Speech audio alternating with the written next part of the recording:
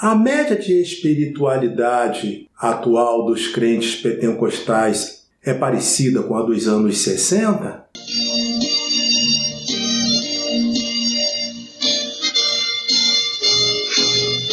Lição 8.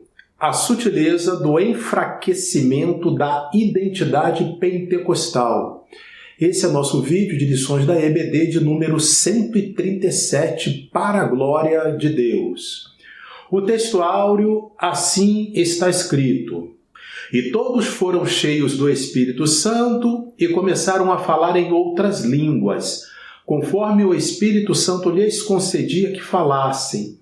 Atos capítulo 2, versículo 4. Comento daqui a pouco porque esse texto áureo fará parte da leitura recomendada.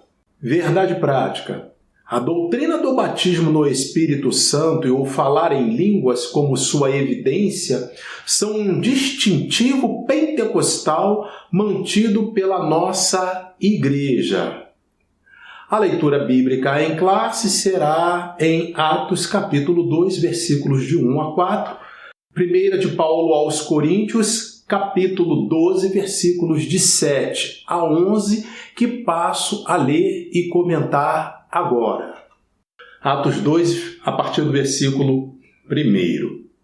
Cumprindo-se o dia de Pentecostes, estavam todos reunidos no mesmo lugar. Versículo 2. E, de repente, veio do céu um som, como de um vento veemente e impetuoso, e encheu toda a casa em que estavam assentados. Quem que estavam assentados? Os discípulos, apóstolos do Senhor Jesus. Isso aqui se dá após a ascensão do Senhor. E foram vistas, versículo 3, por eles línguas repartidas como que de fogo, as quais pousaram sobre cada um deles. Versículo 4 agora, que é o mesmo texto áureo. E todos foram cheios do Espírito Santo e começaram a falar em outras línguas, conforme o Espírito Santo lhes concedia que falassem. Esse outras línguas aqui não pode ser confundido meramente com outros idiomas. A gente vai ver que pode acontecer de ser de outros idiomas, porém é de forma sobrenatural. É diferente de uma pessoa capacitada com outros idiomas, por exemplo, um brasileiro que estudou de alguma maneira e aprendeu a falar inglês, aprendeu a falar espanhol, aprendeu a falar francês e assim por diante. Nesse caso aqui é sobrenaturalmente.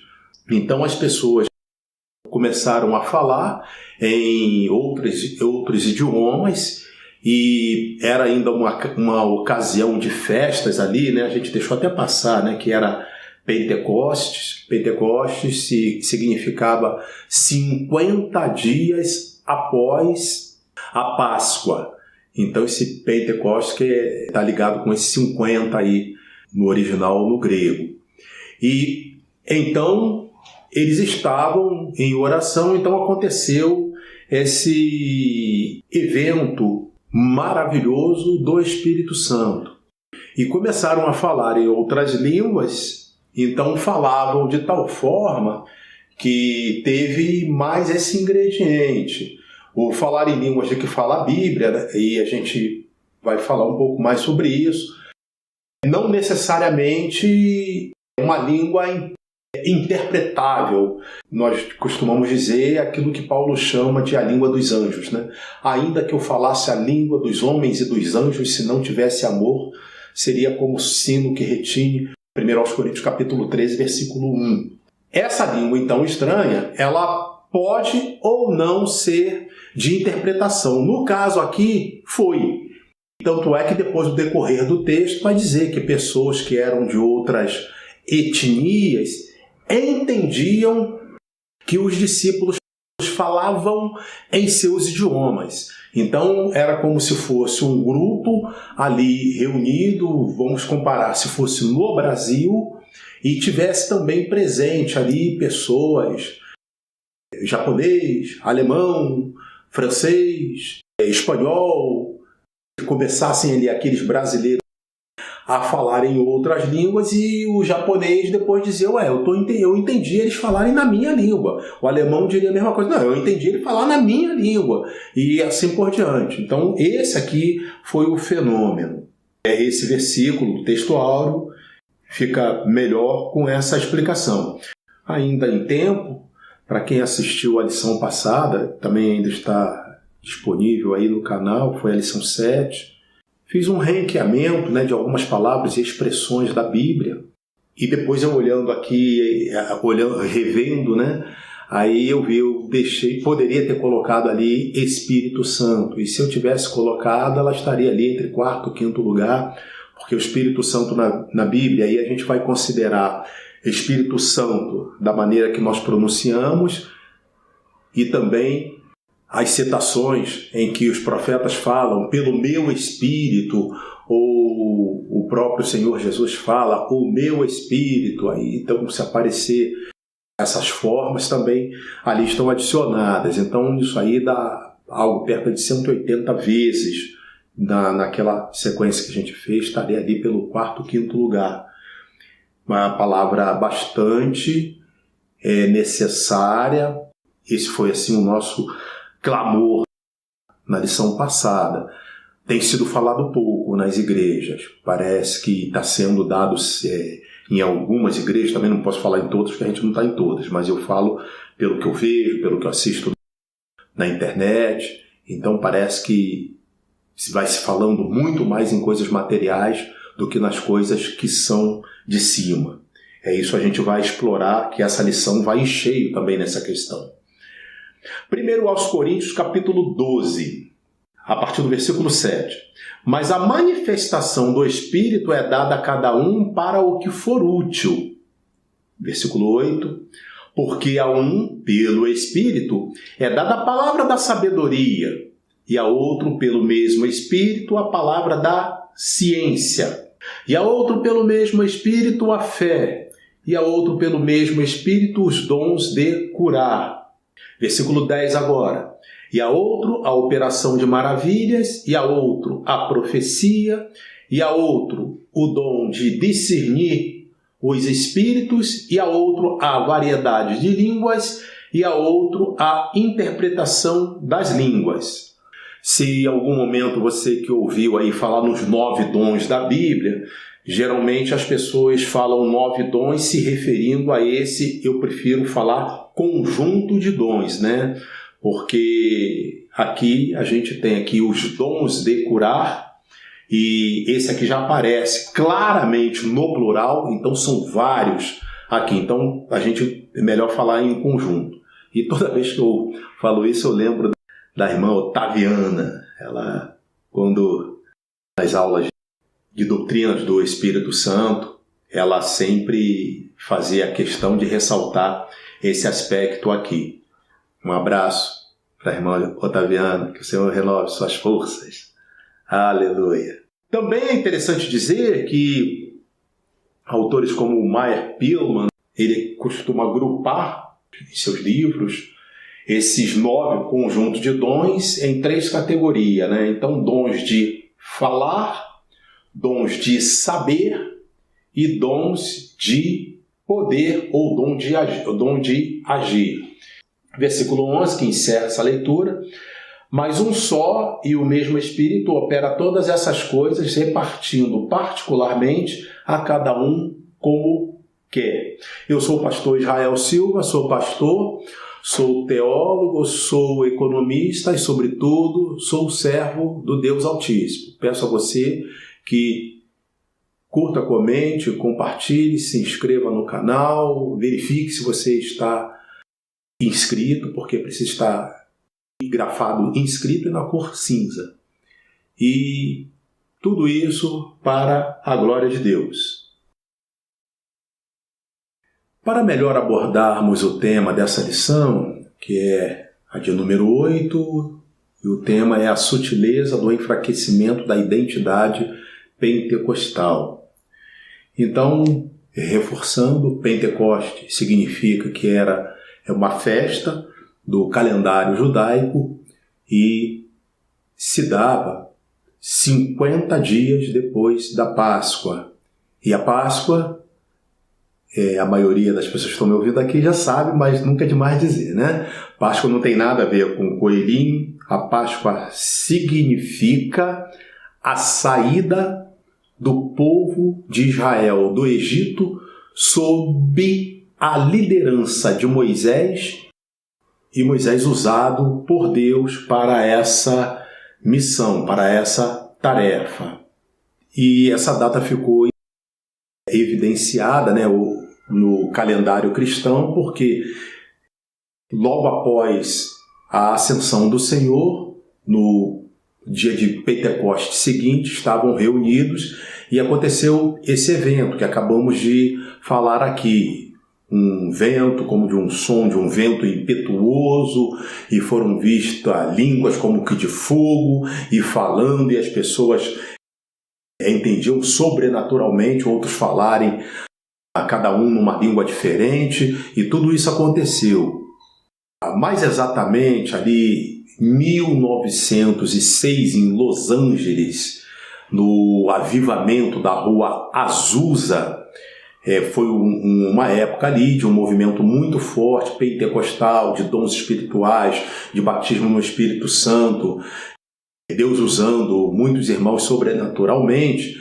A partir dali tomou forma esse rótulo de chamar as igrejas que têm por doutrina aceitar, buscar, praticar o batismo no Espírito Santo como sendo pentecostais. Então a origem, quando se fala de a identidade pentecostal, a gente está falando dessas igrejas com esse perfil, sendo que a mãe delas, né, poderíamos dizer que nesse caso as Assembleias de Deus são o original que deu origem à série. De que a gente está falando? As Assembleias foram as primeiras igrejas com esse movimento forte pentecostal, de dons espirituais e tudo mais. Então hoje, quando se fala crentes pentecostais, é isso que quer dizer. Acho que ficou a explicação aí que pode ajudar quem talvez não conhecesse. Essa lição, então, vamos falar dela em 4 capítulos, sendo o capítulo 1, conhecimento da identidade pentecostal. Capítulo 2, prática da identidade pentecostal. Capítulo 3, espiritualidade da identidade pentecostal. E capítulo 4, investimento na identidade pentecostal. Então, sem mais delongas, vamos ao capítulo 1, conhecimento da identidade pentecostal. Sobre isso é importante a gente notar a diferença de sinais do Espírito Santo no Antigo Testamento em relação ao que acontece no Novo Testamento. Antes de mais nada, no Antigo Testamento, o Espírito Santo ele só se manifestava com grande evidência por meio de 3 pessoas. Ou só se manifestava a 3 pessoas ou por meio dessas 3 pessoas. 3 categorias de pessoas. Reis, profetas e sacerdotes. E aí é até interessante a gente dizer, né, que quem cumpre esses 3 papéis é o Senhor Jesus. Embora no Antigo Testamento Samuel tenha chegado muito próximo disso, porque Samuel começa ali o início do povo de Israel, depois daquela geração de juízes que existiram os juízes após Josué. E aí, depois que termina aquela geração de juízes, então tem uma época ali meia sombreada e surge o profeta Samuel. Ele era o profeta Samuel, mas ao mesmo tempo também é profeta porque profetizava, né? Ele foi usado por Deus para ungir a Saul como rei e foi usado depois para ungir nada menos que o rei Davi também como rei. Fazia também o papel de sacerdote, tanto é que vai ter um momento em que Saul comete uma grande falha, porque ele devia esperar Samuel para que Samuel oferecesse o sacrifício ao Senhor, tarefa de sacerdote.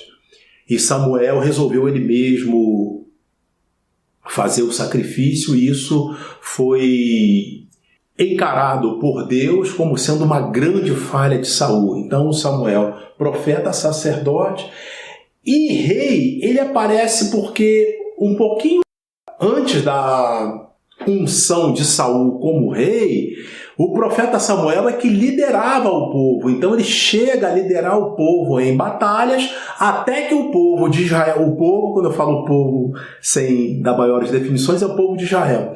Até que o povo de Israel se reúne e vira para Samuel e diz: olha, consulte ao Senhor, porque nós queremos ter um rei como das outras nações. Aí a Bíblia diz que Samuel foi falar com o Senhor e Samuel estava bastante queixoso. Mas o que eu fiz de errado, Senhor? E o Senhor falou: Samuel, não se incomode. Não rejeitaram você. O Senhor falando para Samuel. Não rejeitaram a você, Samuel. Rejeitaram a mim, o Senhor. Então, esse negócio é comigo e eu vou providenciar o rei. E esse primeiro rei foi justamente o rei Saul. Então Samuel exerceu, em parte, isso. Mas isso vai se tornar muito mais... Estamos falando do quê? Rei, sacerdote e profeta. Isso vai se tornar muito mais real com o Senhor e Salvador Jesus Cristo. Quando o Senhor operou o milagre do paralítico de Cafarnaum, que ele disse para o paralítico, né, lá na casa lá em Cafarnaum: perdoados te são os teus pecados. E aí começaram a um falar uma coisa, outro falar outra, o negócio de perdoar pecado, como quem diz, também todo mundo pode falar isso. Aí Jesus vira para aquele povo que estava com essa murmuração e diz: o que é mais fácil dizer, perdoados são os teus pecados ou levanta-te e anda? Aí foi aquele silêncio total. Aí Jesus disse: para que saibais que o Filho do Homem era como Jesus se apresentava, tem poder para perdoar pecados. Aí se dirigiu ao paralítico: a ti te digo, levanta-te, toma a tua cama e anda. E ele levantou e foi curado. Ele era um paralítico de nascença. E aí, qual foi a expressão das pessoas mais experientes, doutores da lei que estavam ali reunidas? Um grande profeta se levantou em Israel e Deus visitou o seu povo. Então Jesus, profeta. Aí, nesse momento, Jesus está no céu e aí escreve a palavra de Deus. Só há um Deus e um só mediador. Isso eu tenho que deixar aqui no quadro, né? Entre Deus e os homens. Jesus Cristo, homem. Bom, então Deus agora é o mediador, papel de um sacerdote. E quando ele voltar, tal como já está no Salmo 24, levantai as vossas cabeças e que entrará o Rei da Glória. Aí o texto prossegue: quem é esse Rei da Glória? O Senhor dos Exércitos, ele é o Rei da Glória. É o Senhor Jesus, que quando voltar vai reinar em toda a terra no milênio, a partir com sede do governo em Jerusalém. Eu creio nisso. Se você crê também, diga amém. Amém. Diga amém para alguém escutar, hein? Mais uma chance. Amém, amém, amém. Glória a Jesus. Bom, sobre isso então falávamos. No Antigo Testamento, o Espírito Santo só se manifestava com abundância a essas três categorias. Quais são os? Profeta, reis e sacerdotes. Então tudo que a gente vê de sobrenatural vai estar sempre ligada a uma dessas três categorias. E isso já começa lá no livro de Deuteronômio, quando Moisés diz: e o Senhor e Deus suscitará um profeta semelhante a mim, a ele ouvir. Quer dizer, o profeta semelhante a mim, a própria Bíblia diz que Moisés era profeta. Então todas aquelas pragas, né? Aquelas maravilhas, como dons espirituais, a gente chama de maravilhas. Aquelas pragas, as 10 pragas que Deus operou por meio de Moisés no Egito, a gente pode dizer que foram operados por um profeta, porque está escrito na Bíblia, um profeta semelhante a mim, Moisés falando. Então é profeta. Essa é a tônica do Antigo Testamento em relação a como o Espírito Santo estava trabalhando. Quando chega no Novo Testamento, tem algumas mudanças muito interessantes. Antes do evento de Pentecostes, quando o próprio Senhor Jesus começa a pregar, ele diz: arrependei-vos porque é chegado o reino dos céus. E aí, no momento seguinte, o Senhor Jesus começa a operar uma maravilha de expulsar demônios. Tanto que isso é uma novidade que a Bíblia registra que alguns judeus chegaram a falar: mas que doutrina é essa? Dele mandar ordenar os demônios se retirarem. Pois é, porque no Antigo Testamento não tinha jeito. Se uma pessoa tivesse endemoniada, não tinha o que fazer. Pelo que dá a entender em alguns princípios da lei de Moisés, a pessoa mandava que a pessoa fosse morta. É o caso de quem era pego em flagrante de adultério, era o caso de uma família que tinha um filho que fosse mal criado, que não respeitasse, não honrasse seu pai e sua mãe.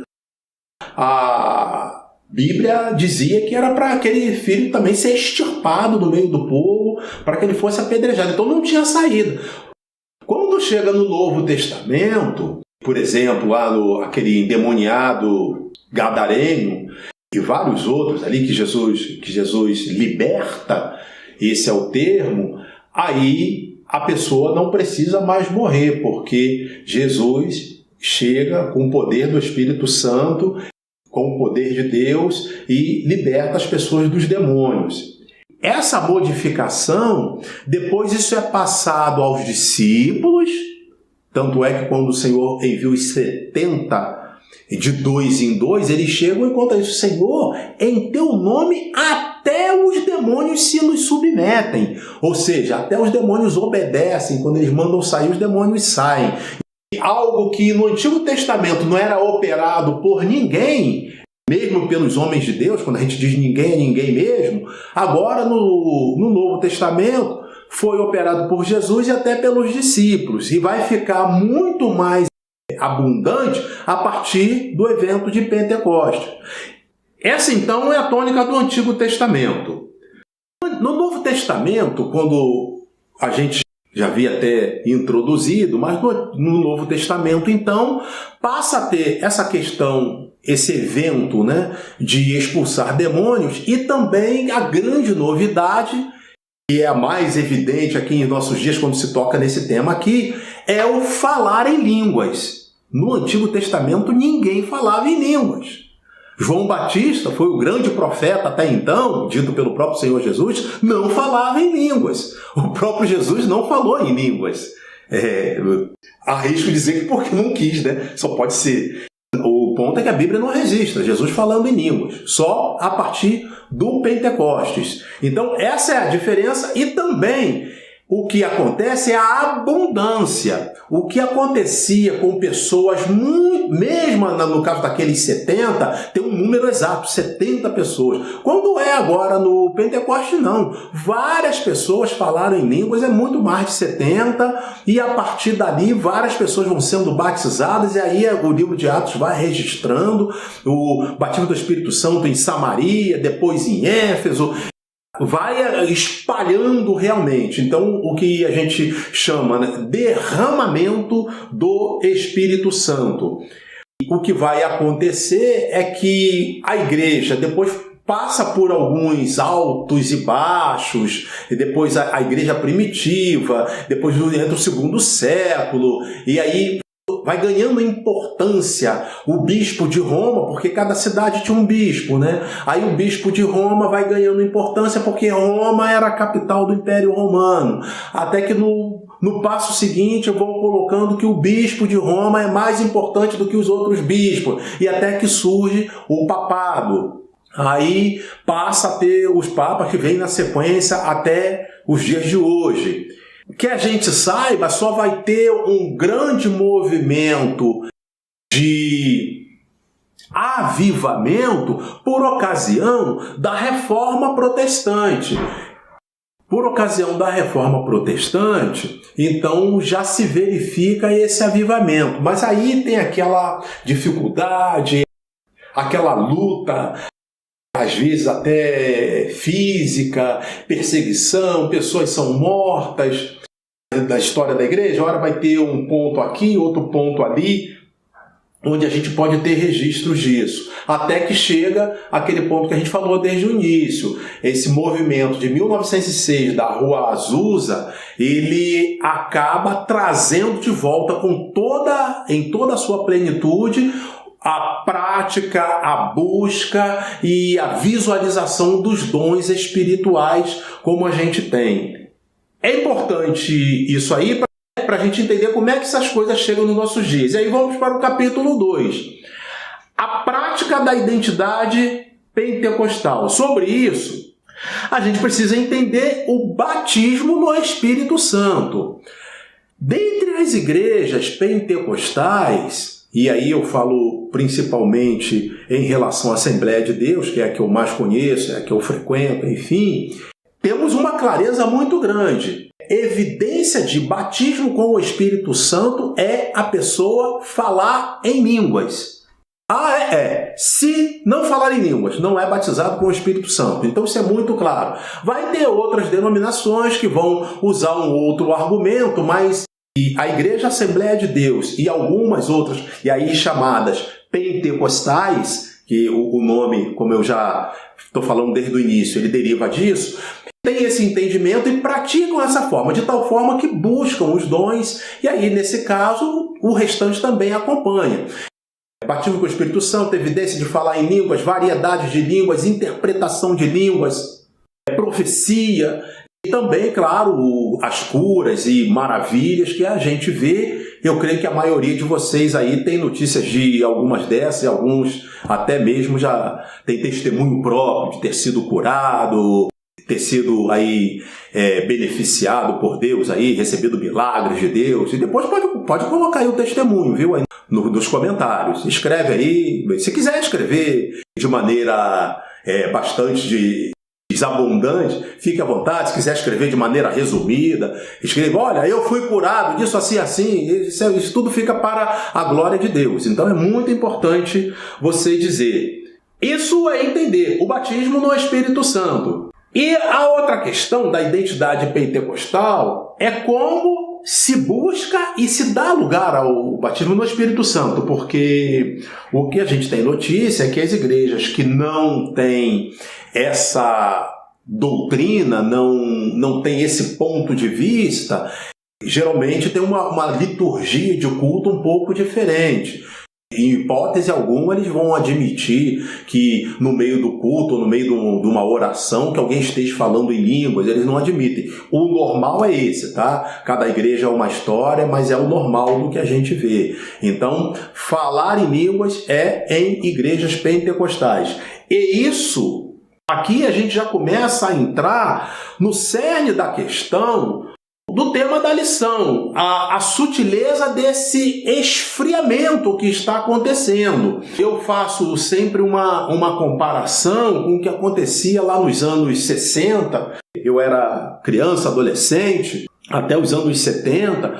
Então, a gente tinha muitos eventos de batismo no Espírito Santo, era em vigília, era em cultos. Hoje também tem, mas reduziu bastante. Mas por que reduziu? Olha, eu vou falar da minha experiência. Alguns irmãos que assistem esse vídeo aqui, que nos acompanham, lembram, alguns que participaram também. A gente tinha uma equipe que tinha esse dom de Deus. Aliás, esse é um ponto muito importante, tá?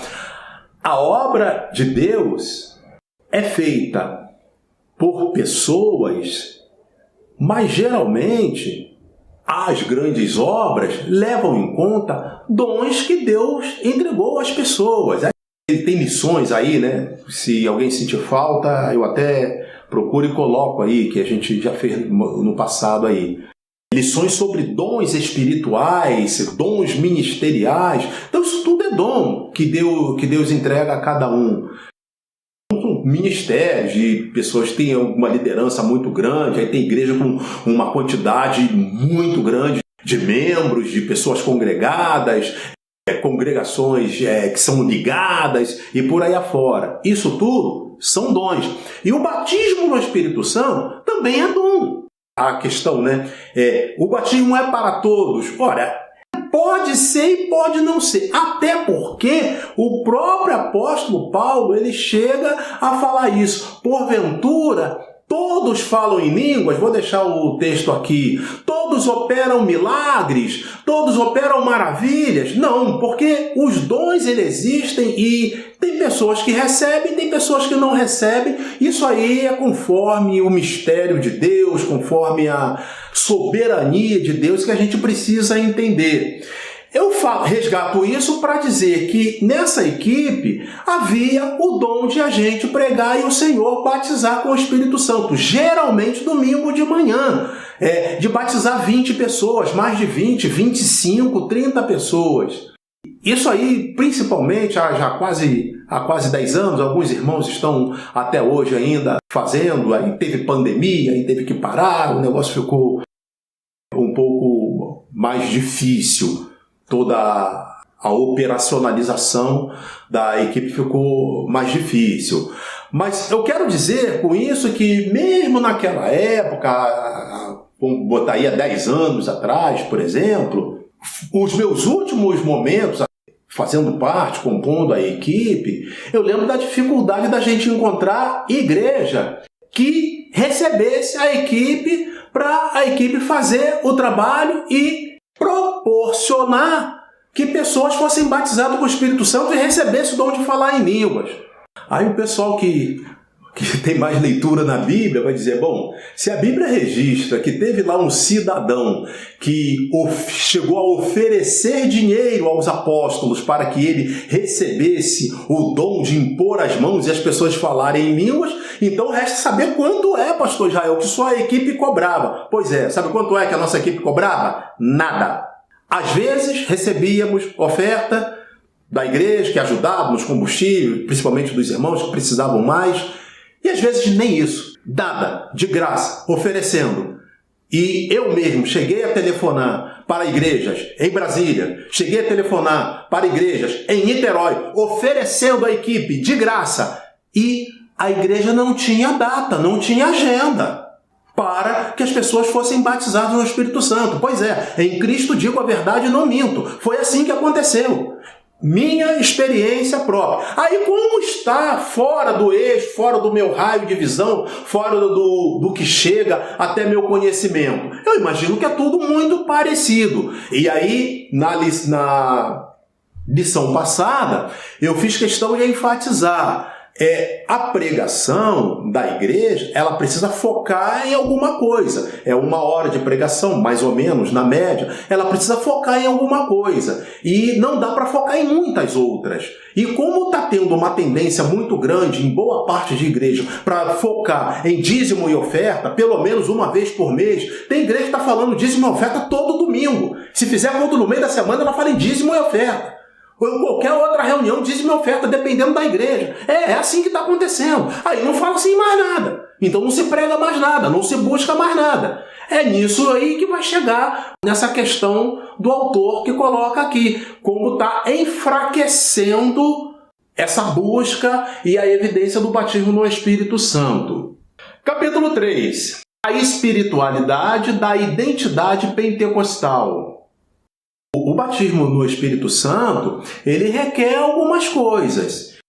Por exemplo, um zelo pelas Escrituras, tanto das pessoas que têm o dom, que levam essa bênção, como a visão da própria igreja, a visão dos dirigentes, a visão dos membros. Preciso que as pessoas estejam interessadas nisso. Não é o caso da gente aqui confundir da gente aqui juntar as duas doutrinas. Batismo com o Espírito Santo é uma coisa e doutrina da salvação é outra. É importante dizer isso porque a marca da salvação é quem está no reino dos céus, é estar em Cristo. Se alguém está em Cristo, nova criatura é. Romanos capítulo 8, versículo 1. Portanto, agora nenhuma condenação há para os que estão em Cristo Jesus. Isso é a doutrina da salvação, isso é salvação. Batismo com o Espírito Santo requer um zelo, um amor pelas Escrituras, sim, isso tudo faz parte. Vontade de servir a Deus, vontade de buscar o Senhor, isso tudo tem que estar presente. E parece que em algumas igrejas, mesmo com o rótulo de pentecostais, estão se distanciando um pouco disso.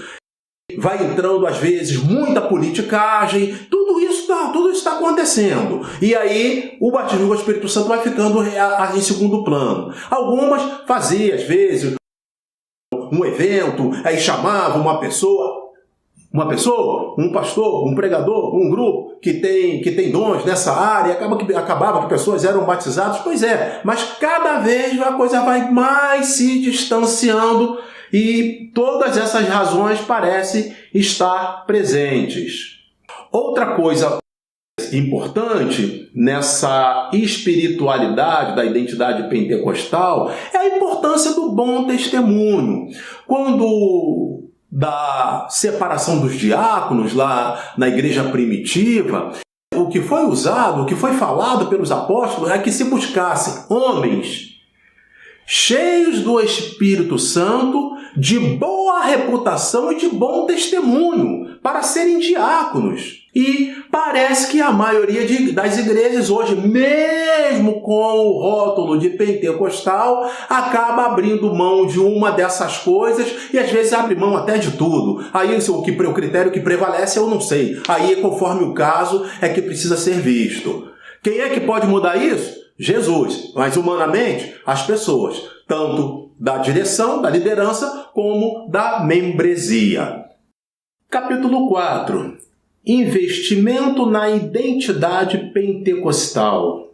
Sobre isso, a gente lembra que quando estudamos o Espírito Santo, nós falamos que se trata da terceira pessoa da Trindade. Então, Pai, Filho e Espírito Santo. O Pai é santo, o Filho é santo, o Espírito Santo é santo. E que o Espírito Santo, como pessoa, à luz das Escrituras, é possível que o Espírito Santo se entristeça. Então, o Espírito Santo, se ele se entristece, também se alegra com pessoas ou grupos. Grupos aí já vai chegar na congregação, vai chegar na igreja local e assim por diante.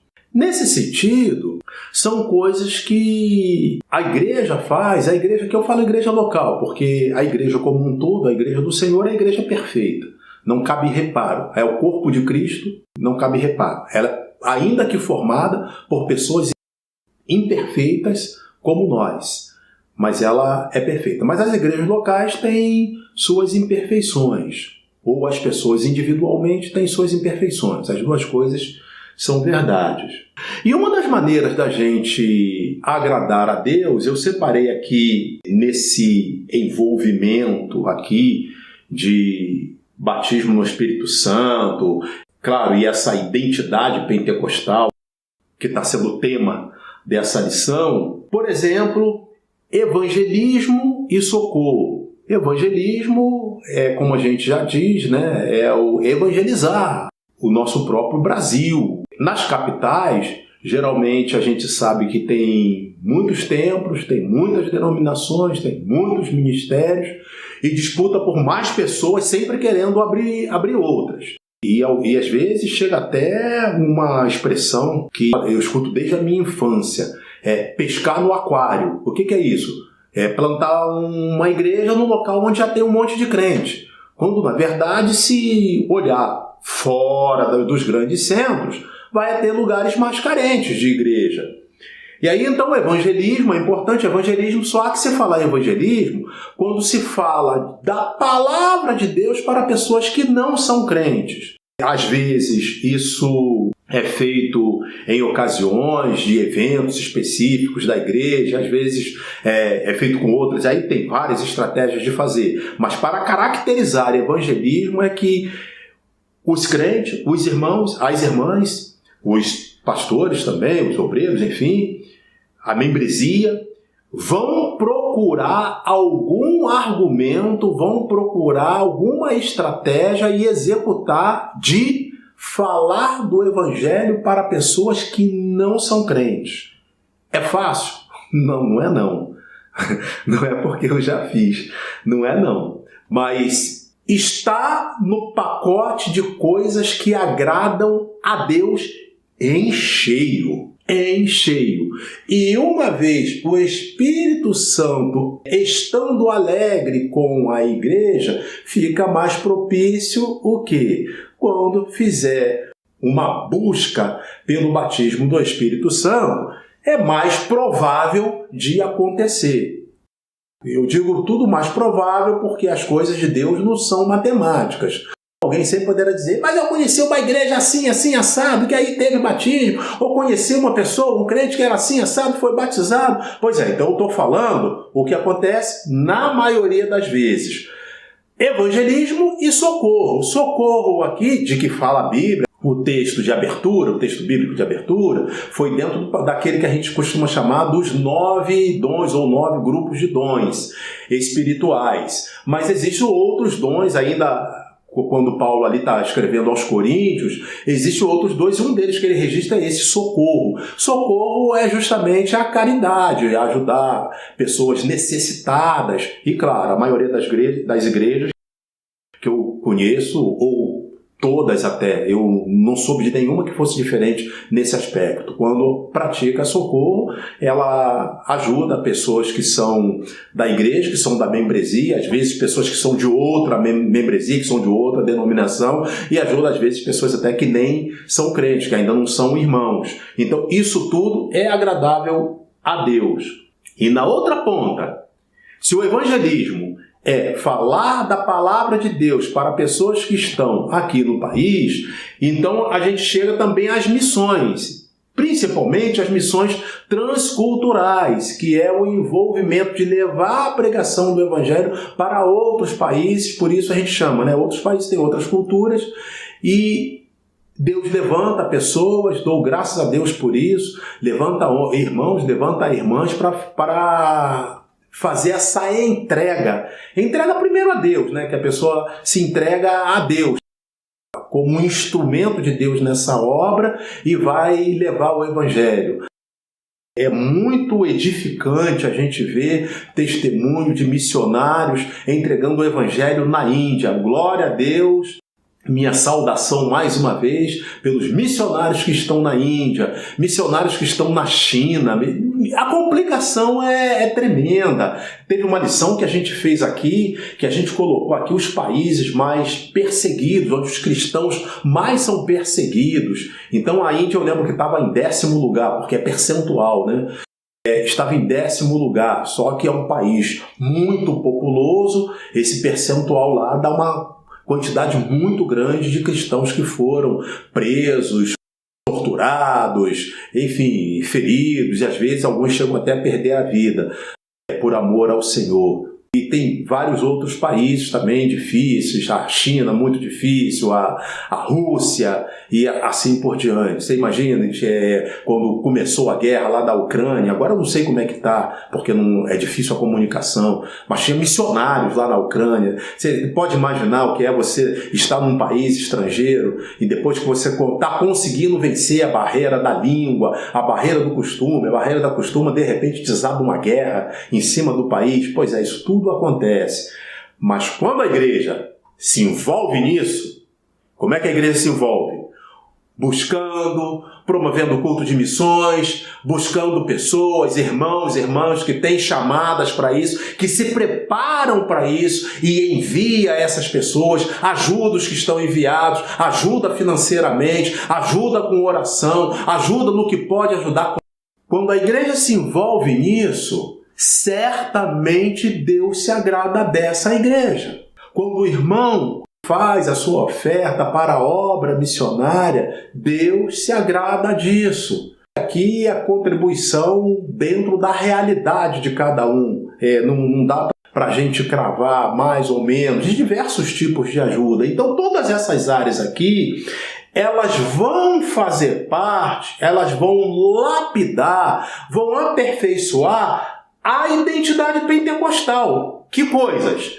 Evangelismo, socorro, missões, especialmente as missões transculturais. Concluindo e respondendo a nossa pergunta de início, quando eu perguntei se a média de espiritualidade dos cristãos pentecostais atualmente são parecidas, são números semelhantes ao que havia lá nos anos 60, nos anos 70, pois é, e isso nos leva também ao tema da lição, falando sobre a identidade pentecostal. Aqui a gente já pode responder. Eu diria que não. Eu digo que, na média, a espiritualidade deixa mais a desejar.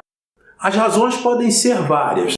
Alguém vai poder dizer que, primeiro, o advento da televisão e hoje a facilidade das pessoas terem televisão em casa, se bem que tem um maluco aí que diz que nenhuma família precisa ter mais de uma televisão em casa. Tendo uma já está bom. Ele quer determinar até quantas televisões cada um pode ter. Só Jesus na causa. Mas, então, a questão da televisão e, claro, o mundo melhorou em termos de conforto e o Brasil melhorou em termos de conforto. Isso tudo pode contribuir para que as pessoas não estejam mais tão carentes para ouvir a palavra de Deus? Pode até ser, mas mesmo assim a gente também conhece, eu também conheço muitas pessoas bem informadas, pessoas prósperas financeiramente e economicamente, que são tementes a Deus, sim. Pessoas que são prósperas financeiramente, que são batizados com o Espírito Santo, que falam em línguas, que se envolvem com obra missionária, que se envolvem com tudo isso. É muito relativo querer apresentar solução para tudo. O ponto é, identidade pentecostal, ela vai estar ligada à espiritualidade. E espiritualidade só tem um jeito. É vida no altar. É bom testemunho. É leitura bíblica. É evangelho na prática. Evangelho dentro da igreja e fora da igreja. Evangelho de bom testemunho. Isso tudo é necessário para que a gente tenha de volta um pentecostalismo, pelo menos como a gente tinha no passado, ou percentualmente, como a gente tinha naquela época, anos 60, anos 70. Hoje em dia tudo tem, a igreja não parou não, o poder de Deus não parou de agir não, mas percentualmente a gente percebe que está menor. Uma igreja chamada pentecostal, igreja grande, e aí a gente começa a notar que o percentual de pessoas batizadas com o Espírito Santo que falam em línguas, o percentual é cada vez menor. Isso é uma realidade dos nossos dias. E o mais preocupante é que quem não é também, a grande maioria, não está preocupado em ser, como eu falei. A equipe oferecendo as pessoas para fazer o trabalho, para Jesus batizar as pessoas com o Espírito Santo, porque precisa ter dom, e a equipe tinha dom, as pessoas sabiam que tinham, de graça, não precisava pagar nada. E não queriam, fechavam as portas. Pois é, aconteceu, baseado em fatos reais. Eu estou relatando. Poderia dar até nomes aqui de pessoas, dentre os que estão entre nós e alguns que já dormem. De qualquer forma, quando a gente diz que o tempo mudou, é importante a gente ter em mente. Jesus não mudou e as Escrituras também não mudaram. Certamente, o que mudou é o modo da maioria dos líderes de governar as igrejas e a maioria também da membresia de se comportar em relação ao que a Bíblia chama de as coisas que são de cima, ou as coisas espirituais. Precisamos, e eu oro para que essa lição ajude a fazer essa reflexão, ajude as pessoas a despertarem para isso, a dar mais tempo, dar mais atenção, ou seja, investir mais nas coisas espirituais, nos assuntos espirituais, nos assuntos concernentes à obra de Deus. Parece que, atualmente, a velocidade com que se constrói templos e riquezas de ministérios e denominações é maior que a velocidade de se alcançar pecadores, discipulá-los à luz das Escrituras e de bons testemunhos. Parece que é isso que está acontecendo. Isso parece fazer com que as igrejas locais no Brasil cresçam quantitativamente, ou seja, número de pessoas, econômica e financeiramente, muito mais do que a proporção que seria de se esperar do crescimento espiritual da maioria dos irmãos e das irmãs. Se você veio até aqui, curta, comente, compartilhe, se inscreva no canal e Deus abençoe você e sua casa. Em nome de Jesus. Amém.